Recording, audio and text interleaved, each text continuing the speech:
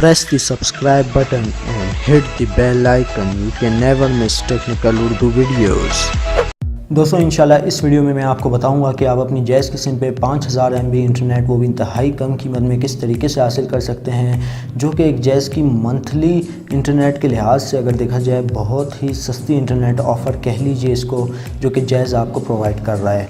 तो दोस्तों अगर आपने हमारे चैनल को अभी तक सब्सक्राइब नहीं किया तो मैं रेकमेंड करूँगा कि आप पहले हमारे चैनल को सब्सक्राइब कर लें, साथ में मौजूद नोटिफिकेशन बेल आइकन पर लाजमी क्लिक कर लें ताकि जब कभी भी फ्यूचर में टेक से रिलेटेड कोई वीडियो अपलोड हो उसकी नोटिफिकेशन आपको पहले आ जाए।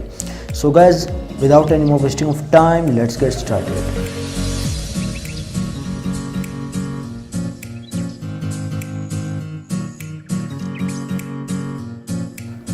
दोस्तों जैज़ ने, जैसे कि आपको पता है, पहले ये ऑफ़र जो थी, ये ऑफ़र पहले भी थी लेकिन वो महंगी थी। जी हाँ दोस्तों, बहुत ही महंगी ऑफ़र थी, तो उन्होंने सस्ती कर दी है।